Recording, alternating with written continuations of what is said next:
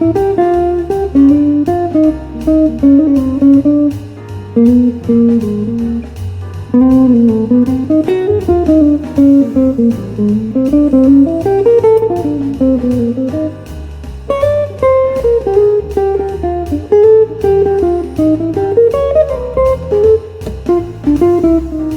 guys, my name is Mark. Welcome to Jazz Guitar Lessons, and in this video I want to share the two main secrets which I would call the paradox of being a jazz improviser. As you noticed within the introduction, I was soloing over Confirmation, this famous Charlie Parker tune, and in this video I want to go nitty-gritty on the two things, the two key factors that if you do in a, say, uncompromising fashion, you will learn to make the changes. You will learn to have better improvisation. You will be able to develop language, comp, play with others, etc. So let's get going.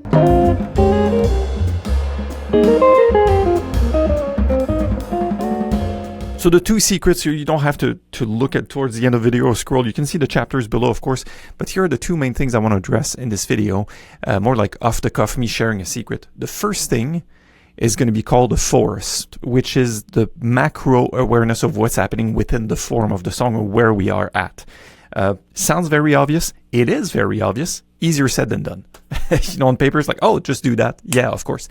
And the second aspect is going to be the microscopic element. So speaking of which, I have my eye reel fired up, and when I'm in that bar here, I go like, okay, this is D minor 7 G7. So here's a paradox, and here's why I talk about this paradox. And we will dig into these two separate topics much deeper in the next few minutes. The paradox is to have to maintain this idea of a awareness of timing and where we are and of the bar that passes by, at the same while as having an awareness of the microscopic elements. So say I'm on bar, whoops, I try to zoom in. I'm on bar 2 of this guy here, right? I'm here, and I have to be micro aware, ultra aware of the tiniest things. At the same time, I have to be aware of the bigger picture. So I do think, if I may say so, that really experienced, seasoned jazz improvisers, even the legendary ones, have both these levels of awareness. Of course, they swing really hard, they connect with the other players, they have tremendous vocabulary, probably, you know, better gear. Oh, I need this pedal guitar. But I'll tell you, from the get-go, even as a beginning improviser, intermediate improviser, there's ways to make these two things happen simultaneously. And again, if you don't compromise on both, you will wind up sounding way better. So let's dig into the first piece, which I mentioned, which is the forest, seeing the forest before the trees. I call this concept the conveyor belt. And as you heard in the introduction, I'm just going to copy this, right? I was playing on these changes. 1, 2, 3, 4. 2, 1, 2, 3, 4. 1, 2, 3, 2. And then I'll be flat here, right? And if you took my lines out, and although maybe I'm not due for a recording, I'm not going to win a Grammy, you could probably tell, oh yeah, Mark is soloing on those changes. Pretty simply, right? You could hear the change while I was doing it. And I'll even do it without a backing track, without a metronome, to make my point. 1, 2, 3, 4.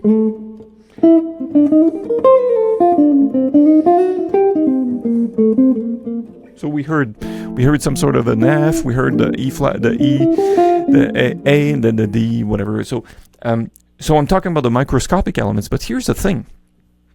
I'm looking at this from a broader sense that I landed safely like a cat on my feet, on my forelegs.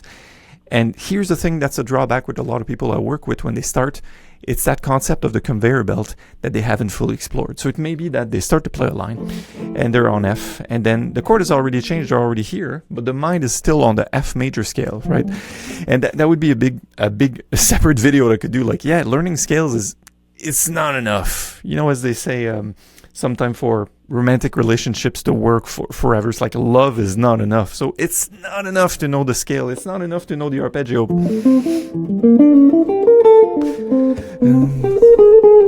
It's not enough to know that stuff. It has to be put in context, because more often than not, we will do two things, and I include myself in that category. We will rush, so we're playing ahead of the beat, or we will have bars that have like 3 beats instead of 4.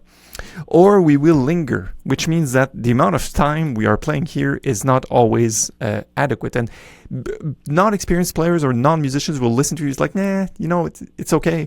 But it may be that, say, this bar is cut short a little bit and there's only 3 beats in here. And maybe because you have more time to think you need more stuff, or you think you need more stuff, you have 5 beats in that bar. Maybe here you have like 7.5, 8 notes. Like, I don't know, right? But this is the biggest thing, having the forest, having the bigger picture. Each bar is 4 beats in that case. The changes are happening here and here. So regardless whether you're improvising or comping or playing with somebody, this can't be compromised on, right? It has to be static. I call this a conveyor belt. And the conveyor belt is a concept I exposed in the free ebook and mini course called the Pinnacle Method, which free link in description, of course. And you can head over to the link in description where I explain this actually as your second step, which is, hey, set it together. If you do your conveyor belt process well, it doesn't matter which standard, maybe Autumn Leaves, Summertime, or any other tune you love. If you do the process of conveyor belt, it will follow you forever on any other songs. Even if you do bebop or modal stuff, or you just want to accompany someone else who's soloing, the conveyor belt is there for you. So for the conveyor belt principle, just to quickly, is to knowing, okay, what's the length of that conveyor belt? So in that case, it's a 32 bar form. That's 8, 8, 8, and 8. And people often say, like, well, yeah, Mark, why do you keep saying this in your videos? The standard navigators, you keep saying this in YouTube podcasts, you keep teaching the same stuff. It's because it works, okay? And because if it's absent, it will not yield the results that you're looking for as far as being a musician. So back to the basics. Remember, say martial arts would be just a lot of punching and kicking. It evolves with the level of difficulty, but that's what it is. And I'm just saying this in all, like, my compassion and friendliness, and trying to do this online for about 16 years now. The point is, often students will freak out and watch, like, me go on an F major and go, oh, it means that I need all these chromatics in closure, like, and I'm like, yes, like, this is part of the stuff I played. However, if the conveyor belt is absent, it's not there, none of this matters. None of the materials will have a place for you to play it in, right? If that makes sense. So rehearsing scales is fine. Rehearsing arpeggios is fine. You're rehearsing chromatic passing tone, bebop scale, Barry Harris descending rules, pentatonic superimpositions, tritone subs. Like, this is all, yes, but again, uncompromising on the entire conveyor belt. So knowing the length of the conveyor belt and knowing where I'm at in that conveyor belt while I solo. Which brings me to my next point, which is pretty simply, the second secret is the microscopic aspect of making of the change. So say I'm looking at this and we are here. Oh, I think here I just play a B7. Yeah, I play a B flat in that bar. I don't have these 2 chords, but regardless, say I'm in that bar, which is here, I think, just A minor 7. So I'm thinking of A minor 7, flat 5, D7, G7. While I'm here, and while having the ultra force before the tree context, I still am uncompromisingly looking at the microscopic aspect of what's happening from one bar to the next. So let me clarify. When a chord is changing from one bar to the next, I keep my focus. I don't mentally check out. I don't just go, oh, I have the proper scale and then I can just roam. I am ultra aware of the nitty-gritty, and hence the paradox. I have to be ultra aware of the big picture and ultra aware of the nitty-gritty at the same time. And yes, it's that hard. Making it easier on you. Instead of thinking of an entire scale that switches, what if we just started with one tone, which is what I praise online a lot, which is, hey, the third of F is A. Where are we going next? We're going to an E minor 7 of swords. So that's the third here, right? And then the third of A is here. So you may have a neat line going like, or something like that. I think I messed up the chords.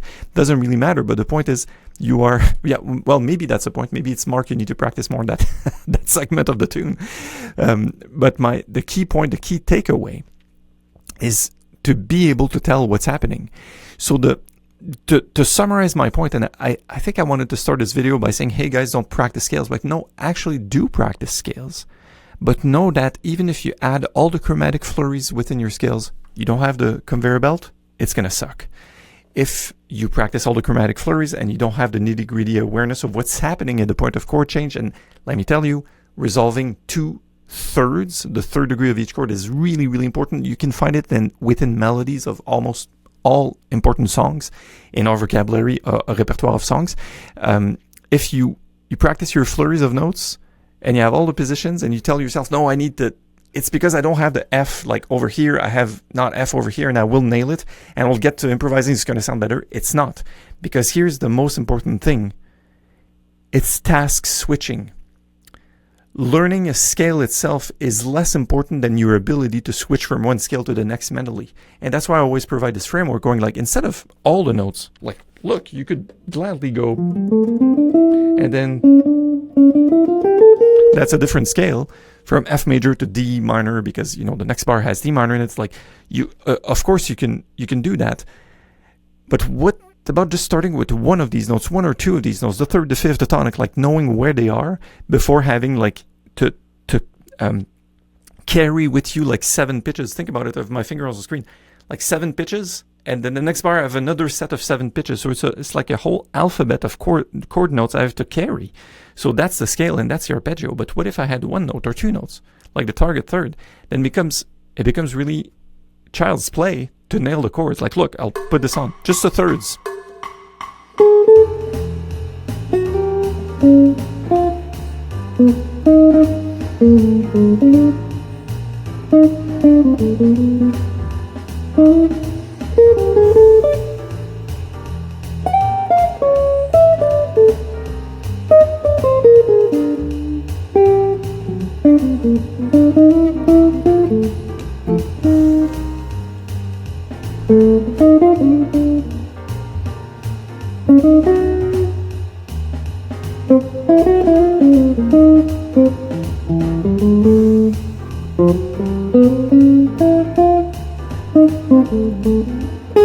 Fifth.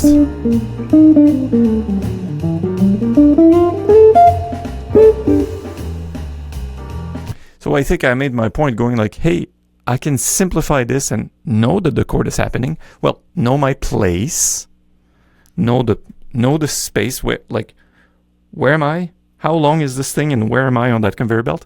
And I can know nitty-gritty what's happening on each of the chords, right?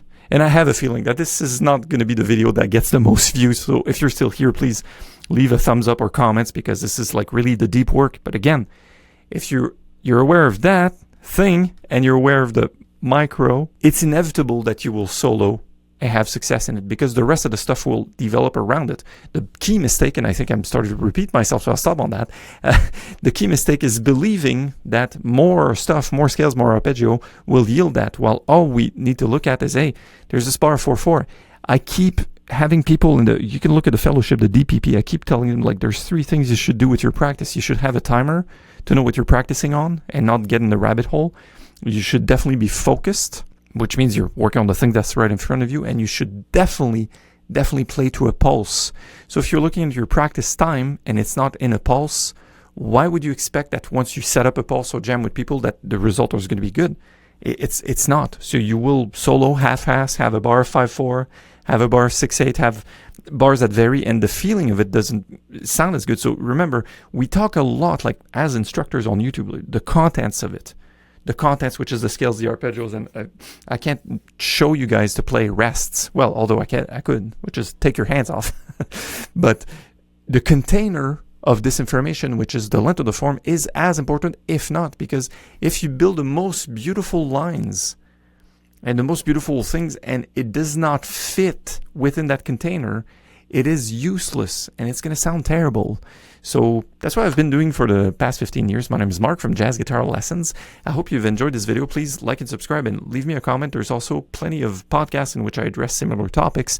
And if you have specific requests, like, I'm happy to dig into specific changes. But again, keeping the forest really clear for where you are and knowing that at any given moment, I'm not mentally checking out.